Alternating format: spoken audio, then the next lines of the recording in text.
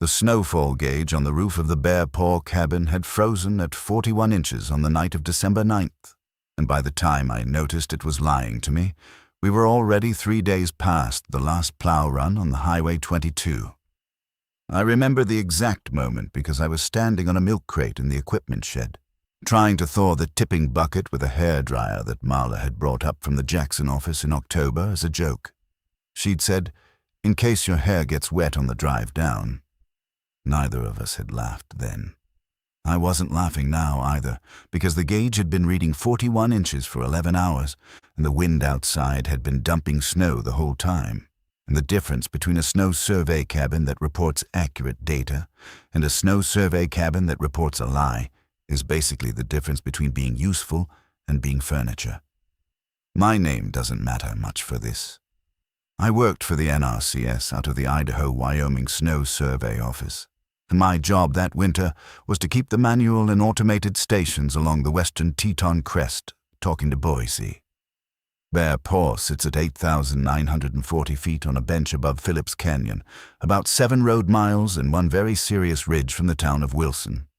In good weather, you can get to it on a snowmobile in 40 minutes. In the kind of weather we were having that week, you can't get to it at all. I hadn't planned to be up there on the 9th.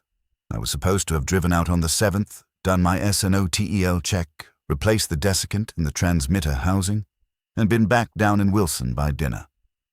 Marla was supposed to come up on the 8th to do the manual snow course with me, because the manual course requires 2 people, and because she liked the cabin. She'd texted me on the 6th that she was bringing elk sausage and a bottle of something her brother had sent her from Kentucky. She never made it up. That's the part I have to explain carefully because it matters, and because I've told this story enough times now that I've started to catch myself smoothing the edges. On the afternoon of the 7th, the wind at the ridge came up faster than the forecast said it would, and I made the call to stay one extra night rather than try the descent in whiteout. I radioed the Jackson office at 4:12 p.m. and told Dave Huntsaker, our field supervisor, that I was bedding down and would come off the mountain in the morning. Dave said fine, told me Marla was going to postpone her trip until the 9th, and asked me to please for the love of God stop stringing paracord through the eye bolts on the porch, because someone was going to trip and sue us. That was the last real conversation I had with the Jackson office. By the morning of the 8th, the wind had not stopped. It had, if anything, gotten worse. The anemometer on the mast was reading gusts to 71 miles per hour, which up there is not unusual, but is not the kind of number you drive a snowmobile through if you have a choice. I made coffee, checked the batteries, cleared the intake vent on the propane heater, and radioed Dave at 8 sharp. He didn't pick up. I tried again at 9. He didn't pick up. I tried the Boise office on the sideband at 10, and I got a woman named Cheryl, who I had met exactly once at a training in Ogden, and she said Jackson had gone dark on their end about an hour before, and did I know anything about it? I said no. She said the highway cams on 22 were all showing static. I said the pass had probably lost a repeater. It happens in these storms. The repeater on Rendezvous is exposed and the guy wires ice up and the whole thing shifts a degree or two and suddenly nothing north of Teton Pass talks to anything south of Teton Pass. I told her I'd try to raise Jackson on VHF every hour and check back with her at noon. Then I sat down at the little folding table by the window and I wrote in the log, December 8th, 10:14 Mountain Standard Time, Jackson office not responding. Boise aware. Winds southwest 45 G71. Ambient minus 12 degrees Fahrenheit. Continuing station operations. And I underlined the word continuing because that felt important, and then I felt stupid for underlining it because nobody was going to read that log except me. That's when I noticed the gauge reading was stuck.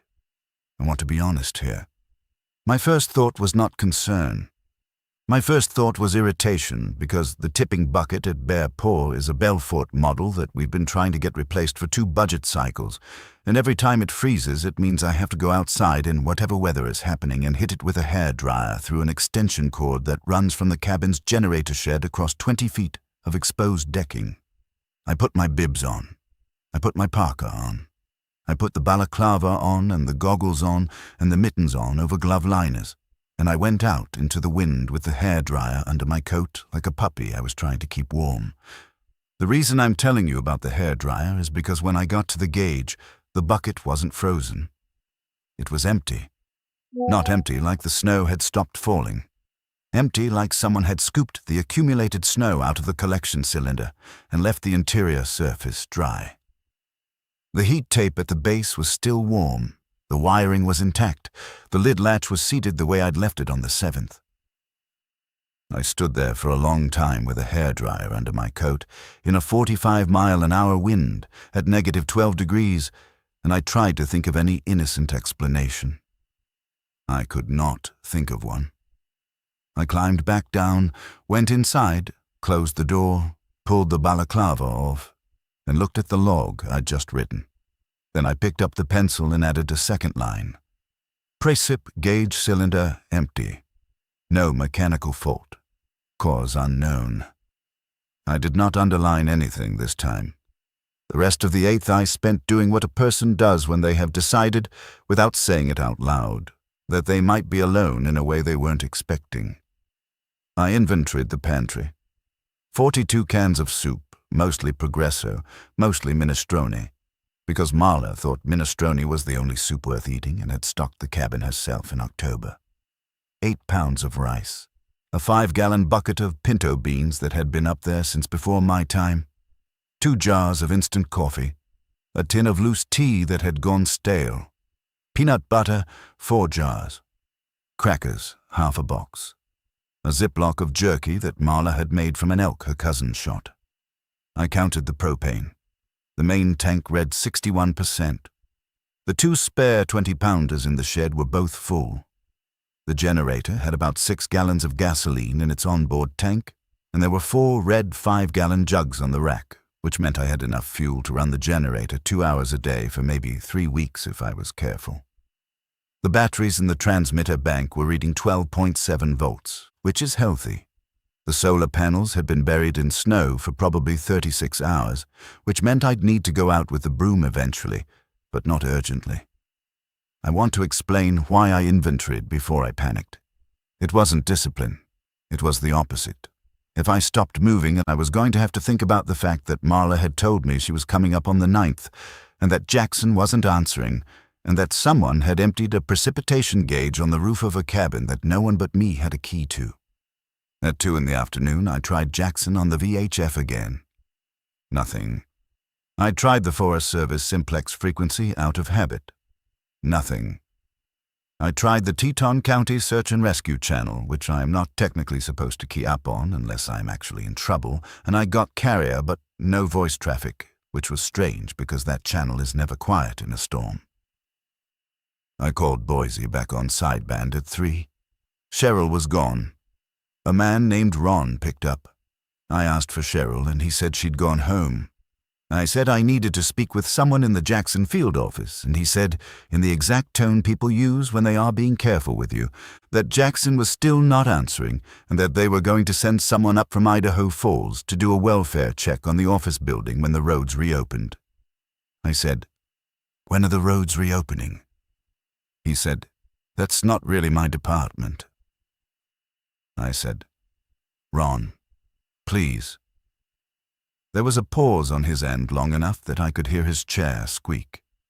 He said, "The 22 has been closed since yesterday afternoon. 89 has been closed since this morning. They're not giving me a reopen estimate. It's not just the weather. I don't know what to tell you." I thanked him and got off the sideband. That was the first moment I understood I was not going to be down the mountain for a while, and that the thing keeping me up there was no longer just the wind. I made minestrone for dinner. I ate it out of the pot. I sat by the window and watched the light go gray and then black, and I listened to the wind change direction twice, and around 9 o'clock I heard a sound from the ridge above the cabin that I could not identify. It was not an animal. It was not the wind through the anemometer. It was a low, spaced, mechanical sound. 3 beats and then silence. 3 beats and then silence. And it went on for maybe 4 minutes, and then it stopped, and it did not come back. I wrote it in the log. December 8th, 21:07 Mountain Standard Time. Unidentified mechanical sound from any ridge. 3-beat pattern. Duration approximately 4 minutes. Not repeated. I went to bed with my boots by the stove and the propeller on the anemometer still going in the dark, and I did not sleep well. On the morning of the 9th, I woke up to the gauge reading 41 inches, which is where this all started. And I want to come back to that now, because I've been circling it. The gauge said 41 inches. It had said 41 inches all night. The snow outside the window was clearly deeper than it had been the day before. The drift against the propane shed was over the top of the tank now, which meant we'd added at least 8 inches. The tipping bucket, which I had cleared and reseated the previous afternoon, was reading 0 new precipitation.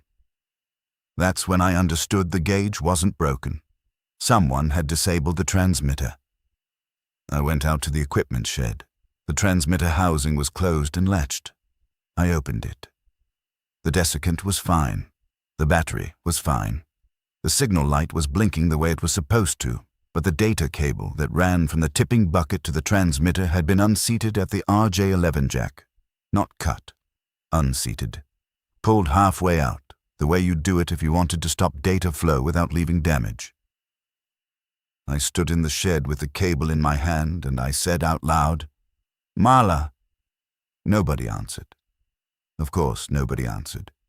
But she was the only other person besides me who knew how to unseat that cable without breaking the clip, because I had shown her how to do it in October when the housing had iced over and we'd had to bypass it, and she was the only other person with a key to the shed. I reseated the cable. I closed the housing. I walked back to the cabin, and I sat down at the table, and I looked out the window for a long time at the trench my own boots had made in the fresh snow between the cabin and the shed. There were no other footprints.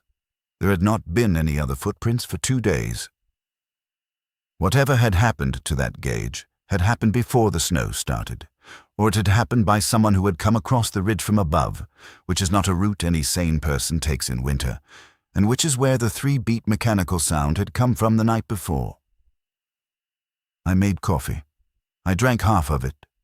Then I got the topo map out of the drawer, and I spread it on the table, and I found the bench above the cabin, and I traced with my finger the old sheep driveway that runs from the ridge down into Granite Basin, and I remembered that in 1974 the Forest Service had bulldozed a rough track up there for a fire that never happened, and that the track was still visible from the air, and that if you were coming into Bear Paw from the north without wanting to be seen from Wilson, that's the way you would come. I put the map away. I did not want to keep looking at it. At 10 I tried Jackson again. Nothing. I tried Boise. Ron picked up, sounded surprised to hear from me, and said the welfare check on the Jackson office had been postponed because the road crew that was supposed to open 22 hadn't shown up for their shift. I said, "Ron, has anybody heard from Marla Kessler?" He said, "Who?" I said, "Marla Kessler. She works out of Jackson. She was supposed to come up to Bear Paw yesterday." He said, "Buddy, I don't have a personnel roster. I just work the radio." I asked him if he could put me through to anyone who did have a roster. He said he'd try. He did not call back. I want to be honest about what I did next, because I've told this part wrong before, out of embarrassment. I did not immediately go looking for evidence of whoever had come across the ridge. I did not immediately do the smart thing, which would have been to secure the cabin, inventory the tools, and figure out whether anything else had been tampered with. What I did was I opened the drawer under the bunk, where Marla kept the things she left up at Bear Paw between visits, and I took out the little enamel mug she used for tea, and I held it in my hands for about 20 minutes, and I cried in a way that I had not cried since my father died in 2019. Then I put the mug back. I washed my face in the basin. I put on my bibs. I went out to check the perimeter of the cabin for tracks. I found them on the north side at the base of the ridge, about 40 yards up the slope from the propane shed. Not fresh. The wind had scoured them almost flat, but you could still see the depressions where a person on snowshoes had come down off the bench. walked in a line straight to the equipment shed, and then walked back the way they came. The stride was long, longer than mine, longer than Marla's.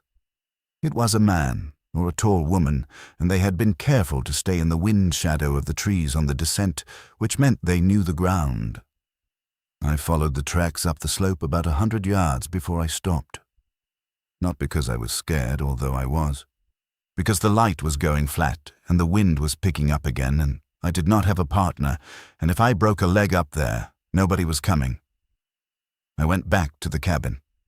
I want to describe the cabin now, because I've been talking about it like you can see it, and you can't. Bear Paw is a 14 by 16 shack with a shed roof, sided in green corrugated steel that the Forest Service surplused to us in the 90s. It sits on a set of piers made from railroad ties. Inside there is a single room with a bunk against the west wall, a wood stove in the northeast corner, a 2-burner propane cooktop on a plywood counter, a folding table with 2 folding chairs, a shortwave rig on a shelf above the table, a VHF base station on the same shelf, a barometer on a nail by the door, and a hook where the manual snow tube hangs when it's not in use. The floor is unfinished plywood with a rag rug Marla brought up.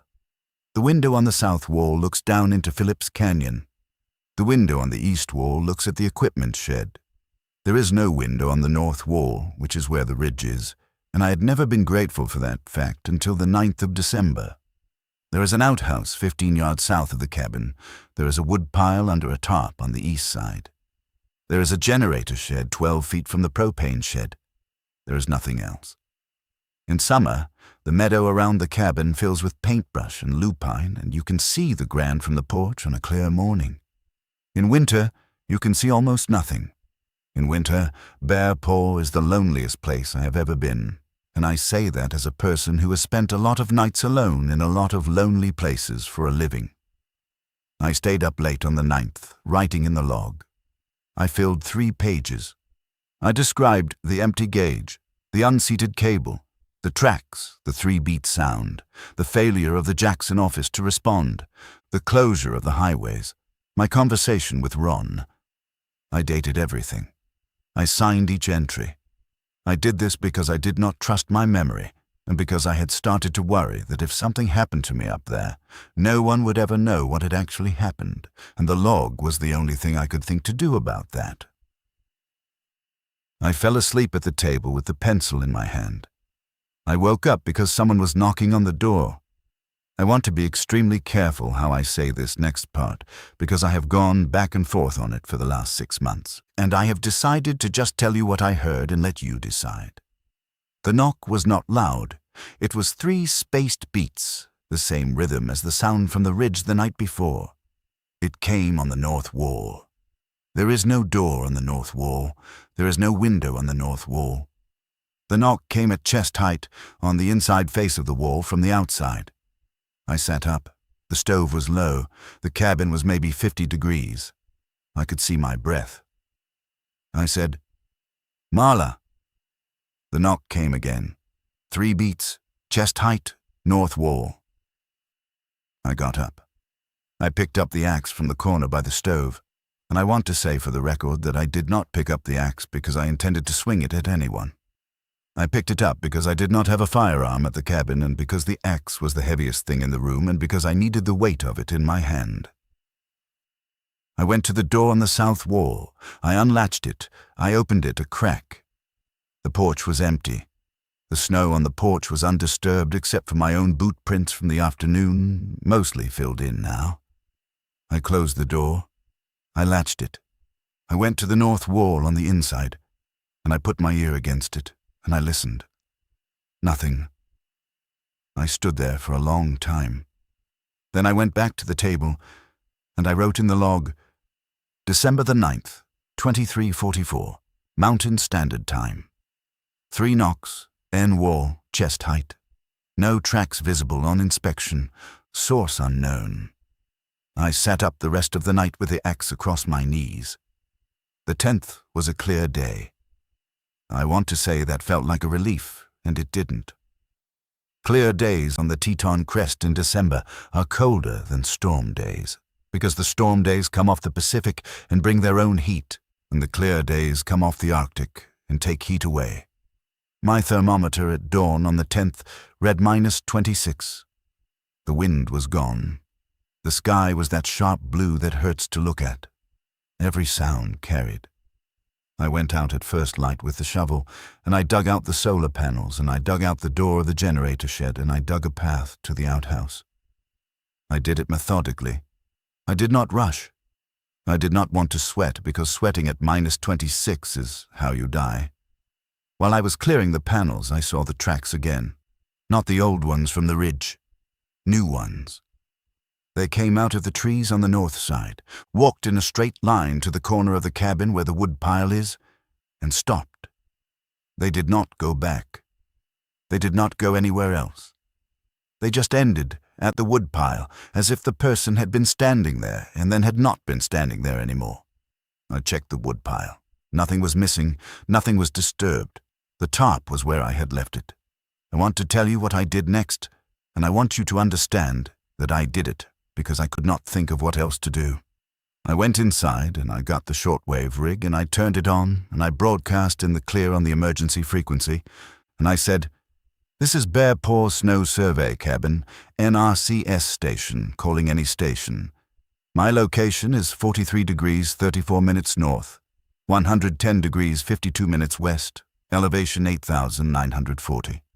I am the only authorized occupant. I have evidence of unauthorized entry. I am requesting welfare check as soon as conditions allow. I will monitor this frequency continuously. Bear Paw out." I said it 3 times, 10 minutes apart. On the 3rd repetition, someone answered. It was a woman's voice. It was not Marla's. It was older, maybe 60, with the kind of flat delivery you get from people who have been ham operators for 30 years. She said, "Bear Paw, this is KE7ANQ in Driggs. I hear you. Are you injured?" I said, "Negative. Are you in contact with Teton County Search and Rescue?" She said, "Nobody's in contact with Teton County anything. Their repeater's been down since Tuesday. What kind of unauthorized entry?" I told her about the gauge, about the cable, about the tracks. I did not tell her about the knock. I don't know why. I think I did not want her to think I was the kind of person who imagined knocks. She was quiet for a long time. Then she said, "Son, are you telling me somebody hiked up to a snow survey cabin at 9,000 feet in a storm to unplug a data cable?" I said, "Yes." She said, "That's the strangest thing I've heard this week, and it's been a strange week." I said, "What's happening down there?" There was another long pause. She said, "I don't know how to tell you this in a way that won't sound crazy over the air. The valley is mostly empty. There was an evacuation order on the 7th. It was not a normal evacuation order. They didn't say where to go, they just said go. Most people went, some didn't. My husband and I didn't. We've got the propane and we've got the generator, and we're not driving 33 in the ice at our age for somebody who won't tell us why." I said, "Evacuation for what?" She said, "That's the part where it sounds crazy. They didn't say." I sat with that for a second. I said, "The Jackson NRCS office. Do you know anything about the Jackson NRCS office?" She said, "The office by the airport." I said, "Yes." She said, "The office by the airport has been dark since Monday morning. There's a sheriff's cruiser parked out front, nobody in it. My son drove by yesterday on his way out." I said, "Your son evacuated?" She said, "My son took his family to Salt Lake because his wife's mother is there. My son isn't stupid. He just has kids." I said, "Ma'am, do you know a Marla Kessler?" She said, "The soil scientist, brown hair, drives a green Tacoma." I said, "That's her." She said, "I know her to say hi to at the post office." "Why?" I said, "She was supposed to come up here on the 8th. She didn't. Nobody at Boise seems to know where she is." She was quiet. She said, I'll ask around. I've got a net at noon. I'll put the word out. What's your name, son? I told her. She said, You stay put. You've got food. I said, I've got food. She said, You've got heat. I said, I've got heat. She said, Then you stay put. Whoever is walking around up there is walking around in weather that will kill them eventually if they don't have a base of their own. And if they do have a base of their own, then they are not going to want to keep coming to yours. Either way, you stay put, you copy. I said I copied. She signed off. I sat at the table with the microphone in my hand for a long time after she went off the air. She was the first voice I had heard in 2 days that had used my name. I have thought about that a lot since. How much a name matters when you have not heard yours out loud in a while. The rest of the 10th I spent doing what she told me to do. I stayed put. I cut wood off the pile and brought it inside to thaw so it would burn cleaner. I refilled the kerosene in the 2 hurricane lamps. I checked the seals on the wood stove door and I retightened the flue damper. I brought the manual snow tube in from its hook, and I cleaned the graduation window, and I oiled the driving cap. I did not need to do the manual snow course, because the manual snow course requires 2 people, and I did not have 2 people, but I cleaned the tube anyway, because Marla and I had been supposed to do it on the 9th, and cleaning it felt like something. At 2 in the afternoon, I heard the mechanical sound again. It came from the ridge. Same 3-beat pattern, but this time it was closer, and this time it went on longer, and this time when it stopped, I heard a second sound underneath it, a kind of low, continuous hum, like a generator running at half throttle, and it did not stop when the beats did. It kept going for about 20 minutes. Then it faded. I wrote it in the log. I did not go outside to investigate. The woman in Driggs had told me to stay put, and I had decided that I was going to be the kind of person who did what the woman in Driggs told me to do. At 4, the sun went behind the ridge, and the cabin got dark very fast, the way it does in December at that latitude. And I lit the lamps, and I put another log on the stove, and I made a pot of rice, and I ate it with the last of Marla's elk jerky and half a spoonful of the peanut butter, because I did not know how long I was going to be up there, and I wanted to teach myself to eat a little less than I wanted. At 7, the knock came again. 3 beats. North wall. Chest height. I did not get up this time. I sat at the table with the log open in front of me, and the pencil in my hand, and I said out loud, in a normal voice, I hear you. I am not opening the door. If you are hurt, come to the south door and say so. If you are not hurt, please stop. The knock came a 4th time. Same rhythm. Then it stopped. Nothing else happened that night. I slept in my clothes with the axe next to the bunk. I slept badly. I dreamed about Marla driving up the switchbacks in the Tacoma, and in the dream the road was fine and the sky was clear, and she was singing along to something on the radio, and I woke up before she got to the cabin, and I could not go back to sleep. The 11th was the day I made the first bad decision. I want to be careful describing this, because when I tell it, it sounds like I panicked. And I don't think I panicked. I think I made a decision that a rational person could have made, and it turned out to be wrong, and if I do not distinguish between those 2 things, then I have not learned anything. At 7 a.m. I tried the sideband, and I raised the woman in Driggs. Her call sign was KE7ANQ, but she told me her name was Eileen, and I want to use her name now because she deserves it. Eileen said she had put the word out on the noon net the day before, and nobody in the valley had seen Marla Kessler since Sunday the 6th, which was the last time she'd been in the office. Eileen said the Tacoma was not at Marla's house. She said Marla's dog was at Marla's neighbor's house, which was not unusual because the neighbor watched the dog whenever Marla went into the field, but the neighbor said Marla had dropped the dog off on the morning of the 7th, which was the day I had been at the cabin already, and had said she'd be back by the 9th. I said, so she left her house on the 7th to come up here. Eileen said, that's what it sounds like. I said, but she never got here. Eileen said, or she got there and you didn't see her. I sat with that. I said, Eileen, there's only one road up. If she got here, I would have seen the truck. Eileen said, "unless the truck is off the road." That is the sentence that made me put on my bibs. Here is what I did that I should not have done. I got the snowmobile out of the shed. I checked the fuel, I checked the belt, I checked the plug. I put the emergency kit on the rack. I put a thermos of hot water in the storage box, and I put 6 granola bars in my chest pocket. I told Eileen on the sideband what I was going to do, and Eileen told me not to do it, and I told her I would be back by dark, and Eileen said, "Son, I have known men who said that, and I have not seen those men again," and I did not answer her, which is a thing I am ashamed of. I started the snowmobile at 8:40 a.m.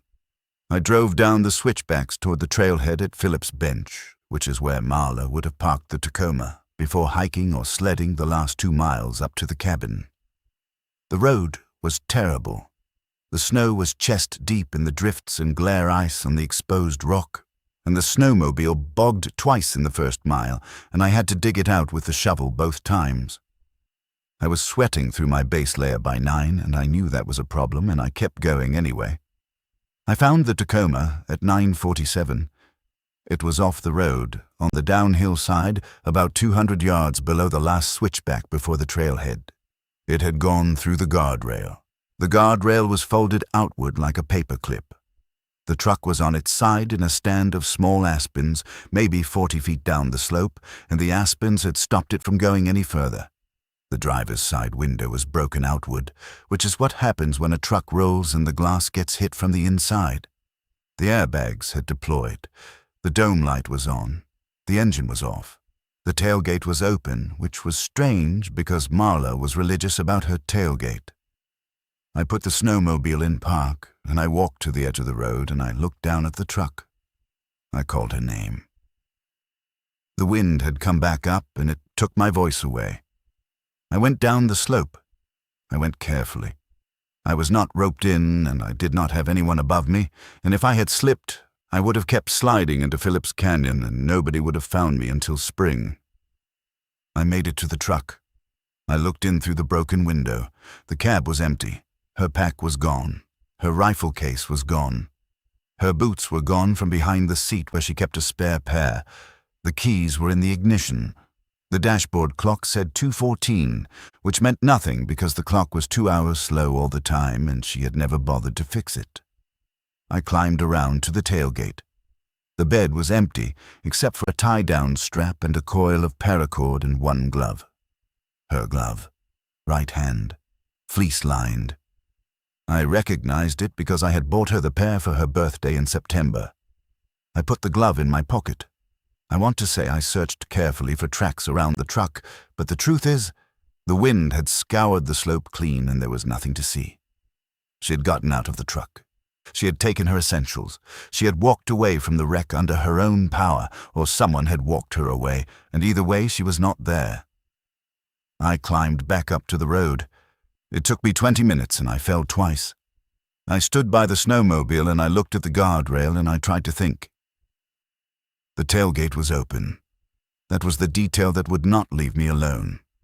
Marla would not have left her tailgate open in a storm, even if she had crawled out of that wreck with a broken arm. Marla closed her tailgate before she closed her own door. It was a thing about her. Somebody else had opened it. I want to tell you I made the smart decision then. I did not. I got back on the snowmobile and I drove another 1.5 miles down the road toward Wilson because I had decided that if Marla had walked out of that wreck, she would have walked down, not up, and I was going to find her. The snowmobile threw a belt at 10:20. I did not have a spare.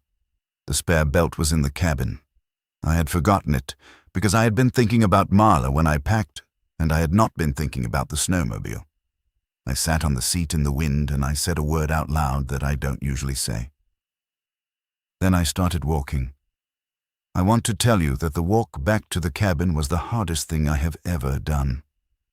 It wasn't. There were harder things later, but it was the first time in that whole week that I understood that I might not make it back to the cabin at all, and that understanding sat on my chest the whole way up. It took me 6 hours. I had to stop 3 times in the lee of rocks to warm my hands. I ate 4 of the 6 granola bars.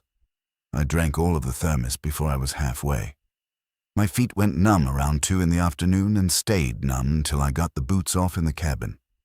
I lost the sight in my left eye for about 10 minutes around 3 because the goggles had frosted over on the inside. And when I took them off, my eyelashes froze together, and I had to hold my palm against my face to thaw them. I got back to the cabin at 4:38 p.m.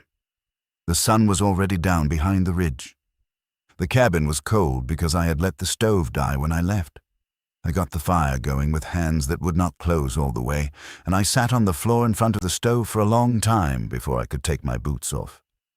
When I finally did take my boots off, 2 of my toes on the left foot were the color of raw chicken. I want to tell you what frostbite feels like when it thaws, because I did not know before that day. It feels like someone is running a hot needle through the meat of your foot along the bone. It comes in waves. Each wave is worse than the last. It goes on for about 40 minutes, and then it plateaus, and then it goes on for another hour at that plateau. You cannot do anything about it. You can only sit with it and breathe.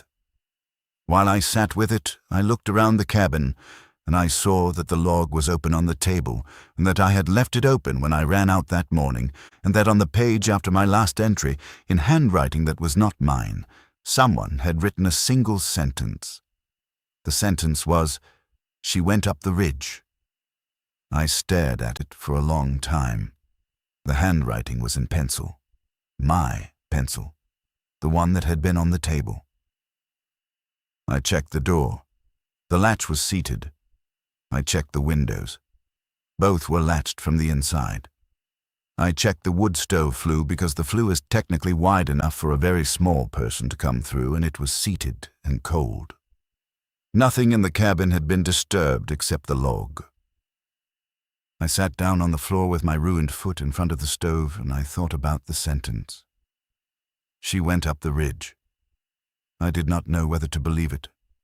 I did not know who had written it. I did not know whether they meant Marla, or whether they meant someone else, or whether they meant it as a threat or a report or a lie. But I noticed, as I sat there, that whoever had written it had used the past tense. Went. Not going, not is going. Went. Which meant that whatever had already happened, and that I had missed it, and that all my running around on the snowmobile that day had been for nothing. I put my sock back on. I ate 2 spoonfuls of peanut butter. I picked up the microphone. Eileen answered on the second call. I told her about the truck. I told her about the tailgate. I told her about the glove. I told her about the belt. I did not tell her about the sentence in the log. I still don't know why. I think part of me had decided that the sentence in the log was for me, and that if I read it out loud to anyone else, it would stop being mine, and I did not want it to stop being mine yet. Eileen was quiet for a long time. She said, "Son, I have to ask you something, and I want you to answer honestly." I said, "Okay." She said, "Are you sure Marla was coming up to work?" I said, "What do you mean?" She said, "I mean, is there any chance she was coming up because she was scared of something down here?" I said, "Scared of what?" Eileen said, "Son, I don't know. But something happened here on the 7th. Something that made the sheriff issue an evacuation order without a reason, and something that made the NRCS office go dark, and something that has kept the roads closed for 4 days when the plows work fine. I don't know what it was. Nobody I've talked to on the net knows what it was. But if Marla knew, and if she was coming up to your cabin because your cabin is a long way from anything, then maybe she did make it up there. Maybe she made it part way up there, and maybe somebody was following her." I sat with that. I said, "Eileen, somebody was in my cabin today while I was gone." She said, "Are they there now?" I said, "No." She said, "How do you know?" I said, "Because it's 14 by 16 feet and there is nowhere to hide." She said, "Then latch your door and don't open it for anyone until first light." I said I would. She said, "And son, If somebody knocks on your wall tonight, and I have a feeling somebody might, do not answer them. Do you copy?" I said I copied. I did not ask her how she knew about the knocking. I did not want to know. She signed off. The knocking did not come that night. Something else came instead, which was worse. Around 11, I heard a snowmobile. I want to be clear. I was not asleep. I was sitting at the table with the log open, writing down everything that had happened that day, because I had decided that if I was going to keep the log, then I was going to keep it honestly, and I was going to keep it in real time. The snowmobile was coming up the road from the south. I could hear it clearly. It was a two-stroke, and it was running rough, and it was moving slowly, because whoever was driving it did not know the road. It stopped about 100 yards below the cabin. The engine cut. I heard boots on snow. I got up. I turned the lamp down. I picked up the axe. The boots came up the path. They stopped on the porch. They did not knock. Whoever was out there stood on the porch for what felt like a minute and was probably 10 seconds, and then a man's voice said, "Hello, the cabin. Federal officer. I need to speak with the occupant." I did not answer. He said it again. He said, "I know somebody is in there. I can see the smoke." I said through the door, "Identify yourself and your agency." He said, "Special Agent Curtis Bell, Department of Agriculture Office of Inspector General. I'm looking for a Marla Kessler. I have reason to believe she may have come to this location." I said, "Show me your credentials through the window." He walked around to the south window. I held the lamp up. He held a badge and an ID card against the glass. The badge looked real. The ID card had a photo that matched the man on my porch, and it said what he said it said. He was about 50. He had a mustache and a scar across his left eyebrow. He looked cold and tired, and he looked like a man who had driven a snowmobile up a closed road at night, which is a thing federal law enforcement does not usually do. I said through the window, "How did you get up here?" He said, "The same road you did. It's not that closed if you know where to duck the barricades." I said, "The road has been closed for 4 days." He said, "That's what they're telling people." I stood there with the axe in my hand, and I tried to think. He said, "Sir, I'm going to freeze on this porch if you don't let me in.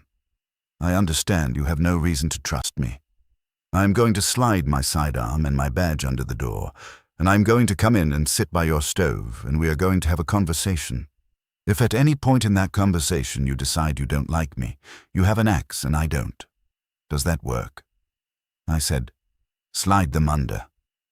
He did. The sidearm was a Glock 19. The badge was heavy in a way that fake badges usually aren't. I picked both of them up. I put the Glock on the shelf above the shortwave, out of his easy reach. I unlatched the door. Curtis Bell came in. He was smaller than his voice. He took his gloves off with his teeth. He held his hands out over the stove without touching it, and he made a sound that was almost a laugh and almost not. And he said, "Son, I have been on that snowmobile for 6 hours. Do you have anything hot?" I gave him what was left of the coffee. He drank it standing up. He looked around the cabin. He noticed the log on the table. He did not comment on it. He said, "Do you know where Marla Kessler is?" I said, "No." He said, "Do you know what she was working on?" I said, "Soil surveys, snow chemistry, same as always." He said, "Do you know what she was working on that wasn't on her official schedule?" I did not answer that because I did not know how to answer it. He watched my face.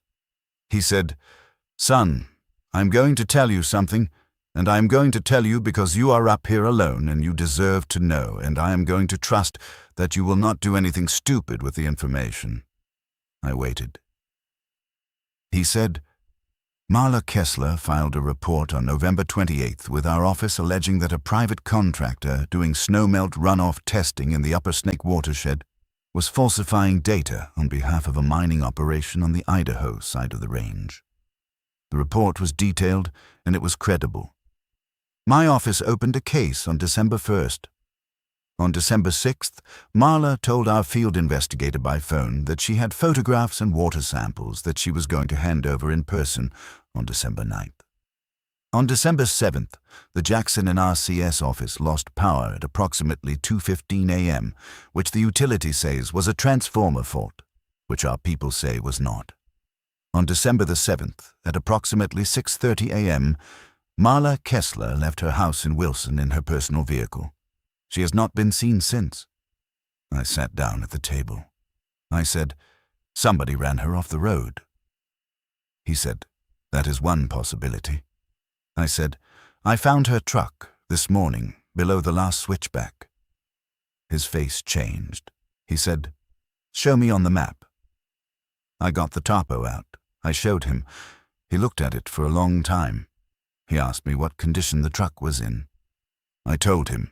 I told him about the pack being gone, and the rifle case being gone, and the boots being gone, and the tailgate being open.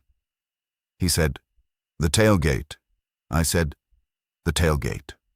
He said, "She wouldn't leave the tailgate open." I said, "No."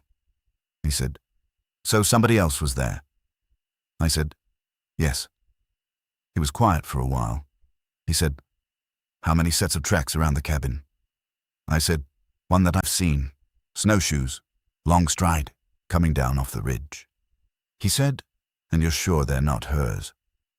I said, "I'm sure." He nodded slowly. He said, "Then she may still be up there." I said, "Up where?" He said, "There's an old Forest Service track on the ridge above you, 1970s vintage. It runs about 4 miles north to a shelter that used to be a fire cache. My office has reason to believe the contractor's people have been using that shelter as a base of operations. If Marla got out of her truck and went up instead of down, it was because she knew the shelter was there and she thought she could get above them and around them." I thought about the sentence in the log. I said, "Agent Bell." He said, "Curtis is fine." I said, "Curtis." Someone was in this cabin today while I was down at the truck. They wrote something in my log. I turned the log around and I showed him. He read it. He read it twice. He said, "That's not her handwriting." I said, "How do you know?" He said, "Because I've read 400 pages of her handwriting in the last week." He sat down across from me. He put both of his hands flat on the table.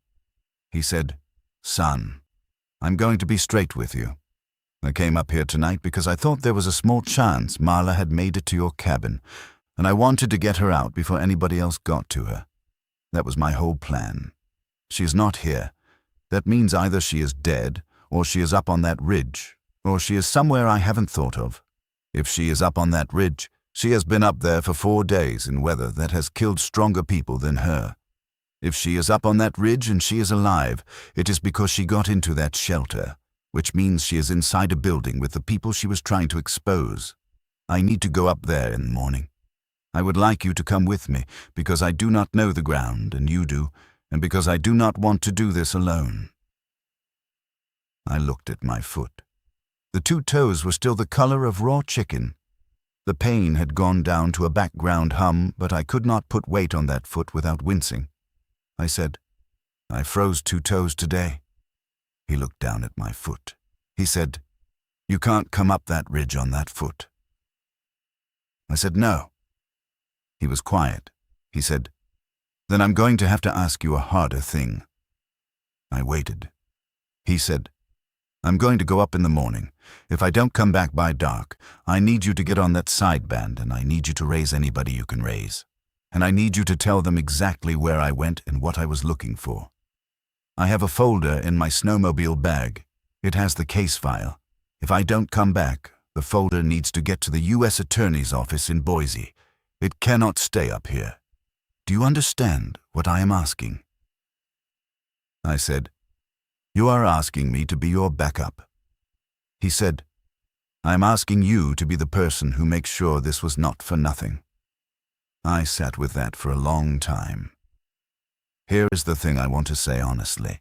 My whole training, my whole professional identity, was built on the idea that when a partner is in trouble, you go get them.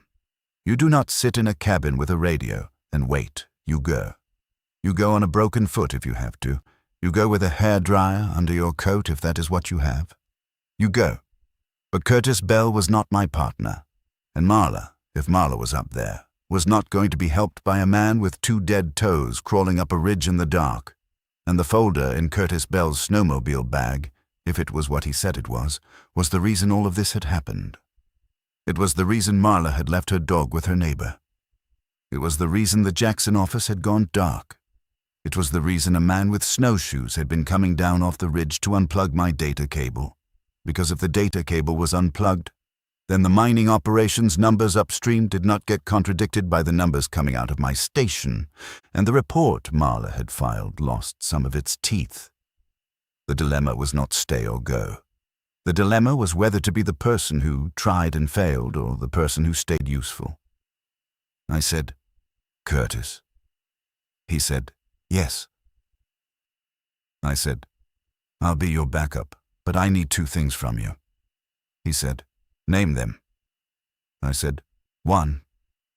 Before you go, you tell me everything in that folder, not the version you tell juries. The whole thing, because if you don't come back, I need to be able to explain it, and I am not a lawyer, and I need to understand it well enough to say it in my own words." He nodded. He said, "That's fair. What's 2? I said, "If you find her and she can walk, you bring her back here first, before you go for help, before you go for anybody. You bring her to this cabin because I need to see her." He looked at me for a long time. He said, "That's not efficient." I said, "I know." He said, "That could cost us an hour we don't have." I said, "I know." He said, "Why?" I said, "Because I told her I'd be here, and she was coming here, and if she made it this far and I don't get to see her before you take her off this mountain, I'm going to spend the rest of my life wondering if she was real." He didn't say anything for a while. Then he said, "Okay." We spent the next 4 hours going through the folder. He explained the sampling protocols the contractor had falsified. He explained the mine on the Idaho side. He explained who owned the mine and who owned the contractor, and how the 2 were connected through a holding company in Delaware. He named names. I wrote them all down in the log, in a section I marked off with a heavy pencil line, because I wanted them to be findable. He explained that the reason Marla's report was dangerous was not that it proved fraud, which would have been a fine, but that it proved contamination, which would have been a shutdown, and that a shutdown of that mine would have cost specific people a great deal of money. He told me the names of those specific people, too. I wrote those down. Around 3 in the morning, he made me repeat it all back to him. I got most of it. He corrected me on 2 names. I wrote the corrections in. At 4, he lay down on the floor by the stove with his coat over him, and he slept for 2 hours. I did not sleep. I sat at the table with the log, and I read it back from the beginning, all of it, from the frozen gauge on the 9th to the folder on the 12th. And I tried to see it the way someone else would see it, and I thought it read like the log of a man who was mostly telling the truth. At 6, Curtis got up. He drank the rest of the coffee. He ate a granola bar. He put his gloves on. He took his sidearm back from the shelf and checked it and holstered it. He left the badge on the table. He said, "Why the badge?" He said, "Because if I don't come back, the badge goes in the folder, and the folder goes to Boise, and the badge tells them I was here." I said, "Okay." He said, "Dark. If I'm not back by dark, you get on the radio." I said, "Okay." He said, "And son?" I said, "Yes." He said, "You did the right thing letting me in." I said, "I almost didn't." He said, "I know. That's what makes it right." He went out. I heard the snowmobile start. I heard it grind up the switchback that runs behind the cabin toward the old Forest Service track. I heard it for a long time because the wind was low that morning and the sound carried, and then I heard it not at all. I sat at the table. I want to describe what that day was like because it was the longest day of my life, and because I think the shape of it matters. At 7, I put another log on the stove. At 7:15, I made oatmeal. At 7:30, I ate half of it. At 8, I tried to eat the rest and could not, and I put it in the pot with a lid on it for later. At 8:15, I checked the barometer.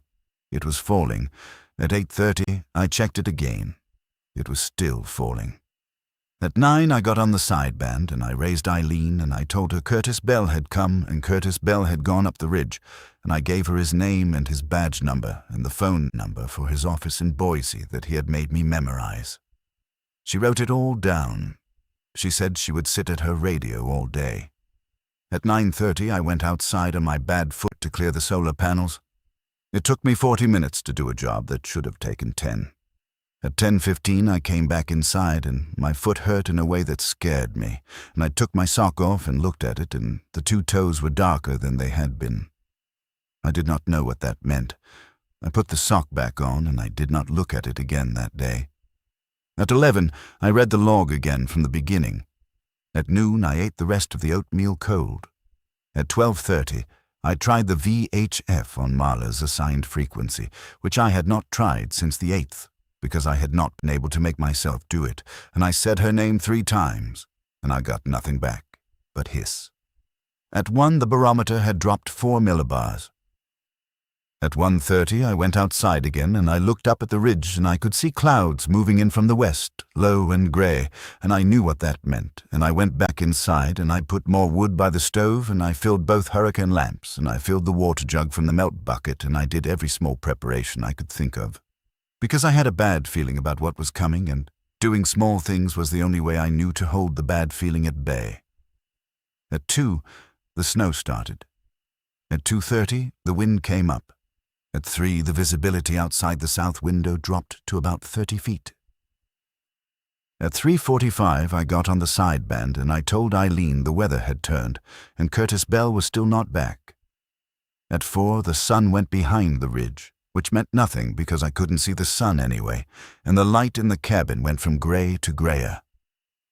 I lit the lamps early. I sat at the table with the folder in front of me and the log next to it, and I read the folder for the 3rd time, cover to cover, because I had promised Curtis I would know it, and knowing it was the one useful thing I could do. At 5, I heard the snowmobile. I want to describe this carefully, because I have thought about it a great deal since, and because the exact sequence matters. I heard the snowmobile from the direction of the ridge. It was moving slowly. It was running rough. It stopped about 50 yards above the cabin, up the slope. The engine cut. I waited. I did not hear boots. I waited longer. I did not hear boots. I got up. I got the axe. I opened the door a crack. The wind hit the door, and I had to hold it. I could see nothing. The snow was coming sideways. I closed the door. I put my bibs on. I put my parka on. I put the balaclava on. I put my boots on over the bad foot, even though the bad foot did not want them, and I picked up one of the hurricane lamps in my left hand and the axe in my right hand, and I went out. The snow was up to my knees on the path. I broke trail up the slope toward where the snowmobile had stopped. I called Curtis's name. The wind took my voice. I called it again. I found the snowmobile at 52 yards. It was Curtis's. The engine was warm. There was no one on it. I lifted the lamp. There was a trail in the snow, a dragging trail, like someone had gotten off the machine and walked, or been walked, downhill toward the cabin, but on a diagonal, not straight down. The trail went east, around the north side of the cabin, in the direction of the equipment shed. I followed it. I want to say I followed it carefully, but the truth is I ran on a foot that would not run, in a wind that would not let me see, with a lamp that would not stay lit. I got to the equipment shed. The door was open. The door was not supposed to be open. I had latched it that morning. Inside the shed, on the plywood floor, was Marla. She was alive. She was breathing shallowly. She had a wool blanket over her that I did not recognize. She had lost the tips of 3 fingers on her right hand to frostbite, and her lips were the color of paper, and her eyes were closed. She had a folded piece of paper pinned to the front of her coat. The paper said in Curtis's handwriting, "He made it to the shelter. 2 men. He is hurt. I am going back. Take her down in the morning. CB." I sat down on the shed floor next to Marla, and I put my hand on her cheek, and it was very cold, but not as cold as I had feared, and she opened her eyes, and she looked at me, and she said, in a voice that was not much of a voice, "You're here." I said, "I'm here." She said, "The gauge." I said, "I know about the gauge." She said, "There's a camera." I said, "What?" She said, "In the housing, behind the desiccant. I put it there in October. It's motion triggered. It's been running the whole time. It's got them on it, their faces." I stared at her. She said, "The card is in my inside pocket. The little one, left side." I felt inside her coat. I found the pocket. I found a plastic case the size of a postage stamp. Inside it was a micro SD card. I closed the case. I put it in my own inside pocket. I put my hand back on her cheek. She said, "Curtis." I said, "He wrote me a note. He said 2 men. He said he was going back." She closed her eyes. She said, "He shouldn't have gone back." I said, "I know." I got her up. I do not know how. She could not walk on her own, and I could not carry her. So I half-dragged and half-lifted her across 12 feet of snow to the cabin door, and I got her inside, and I got the door closed, and I got her onto the bunk, and I got the wet clothes off her, and the dry blanket on her, and I got the stove roaring, and I got warm water into her, sip by sip, over the next hour. She slept. I sat next to the bunk with my hand on her wrist so I could feel her pulse, and I watched the door, and I waited for a snowmobile that did not come. Curtis Bell did not come back that night. He did not come back the next day. I want to tell the rest of this the way it happened, which is not the way it happens in movies. At 6 in the morning on the 13th, I got on the sideband. Eileen was already there. She had sat up all night. I told her Marla was in my cabin. I told her Curtis Bell was not. I told her about the micro SD card. I did not tell her what was on it because I did not know what was on it, but I told her it existed. I asked her to find a way to get word to Curtis Bell's office in Boise that their agent was on a ridge north of Bear Paw with 2 hostile men and was overdue. Eileen said she would. She said, "How's the girl?" I said, "She's alive." Eileen said, "Then you did it." I said, "I didn't do anything. Curtis did it. I just opened the door." Eileen said, "Son, opening the door is the whole job." The rest of the 13th, Marla drifted in and out. Around noon, she was awake enough to eat. She ate 2 spoonfuls of oatmeal, and she asked me what day it was, and when I told her, she cried, quietly, for about a minute, and then she asked for more oatmeal. She told me, in fragments over the course of that afternoon, what had happened. She had left Wilson on the 7th at first light. She had known she was being followed. She had taken the long way up through Coal Creek to try to shake them. She had lost traction on the switchback and gone through the guardrail because she had been going too fast. She had climbed out of the truck. She had grabbed the pack and the rifle, and she had left the tailgate open on purpose because she wanted whoever was following her to think she had been thrown from the wreck and to search downhill. She had gone up the ridge because she knew the fire cache was there, and she thought the cache was empty. She had been wrong about the cache being empty. She had spent 3 days hiding in the trees above the cache, watching 2 men come and go from it and trying to figure out how to get around them to reach Bear Paw. On the night of the 10th, she had come down as far as my equipment shed to try to pull the data cable, because she had known the contractor's people would come for it eventually, and she had wanted to disable my station herself, on her own terms, so that when the case broke, there would be a documented reason for the gap in the data that was hers and not theirs. She had knocked on my wall because she had wanted me to know she was alive, but she had not been able to make herself come to the door because she had not known if I was alone in the cabin, and she had not been willing to compromise me if I wasn't. She had written the sentence in the log on the 11th, while I was down at the truck. She had come back to the cabin because she had needed to warm up, and she had not known how else to tell me where she was going. She had gone back up the ridge because she had thought she could get to the cache one more time and get the samples she had hidden in a snowbank on the far side of it. She had gotten the samples. She had also gotten caught. Curtis had found her tied up in the cache at about noon on the 12th. He had gotten her out. He had put her on his snowmobile. He had brought her down to my shed. He had gone back up because he had said that there was still evidence in the cache that could not be left behind, and because he had thought the two men were not going to expect him a second time. She said, "He's not coming back." I said, "You don't know that." She said, "Yes, I do." I did not argue with her. At 3 in the afternoon on the 13th, the wind died. At 4, the sky started to clear. At 5, I heard a helicopter. It came in low from the south, out of the valley, and it circled once, and it put down on the meadow in front of the cabin. And 2 people in orange got out, and one of them was a paramedic, and one of them was a sheriff's deputy from Teton County, and they took Marla off the mountain in a litter. I gave the paramedic the micro SD card and the plastic case, and I told her whose it was and what was on it, and I made her repeat the name Curtis Bell back to me twice before she got in the helicopter. She did. I did not go with them. There was not room for me in that flight. The deputy told me another one would come for me in the morning. He asked if I would be all right for one more night. I said I would. He looked at my foot, which he could see through my sock even though I had not shown it to him, and he said, "You sure?" I said I was sure. They lifted off.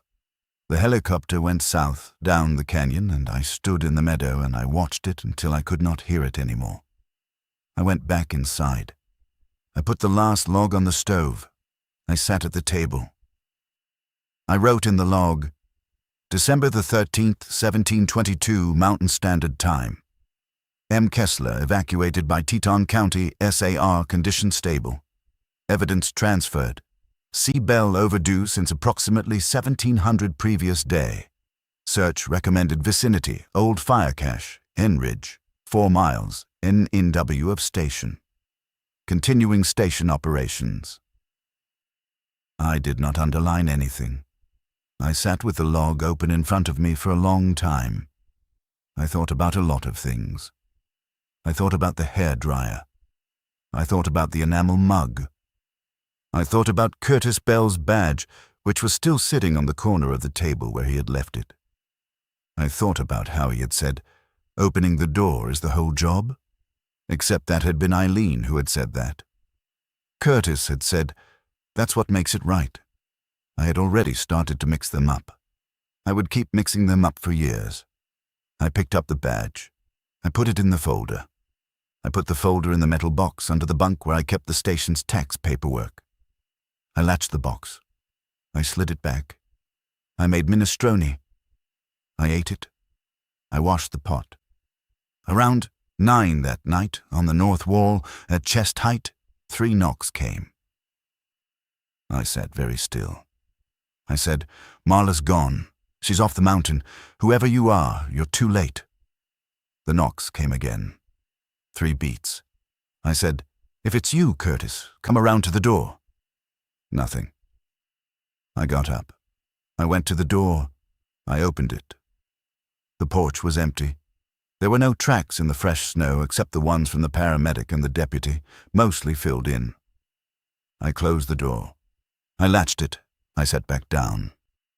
The knocks did not come again. I do not know what they were. I have my theories. I have decided not to write them down because I have decided that the log is for things I saw, and I did not see this. The helicopter came for me at 9 the next morning. A different deputy, a different pilot. I locked the cabin. I latched the equipment shed. I closed the door of the generator shed.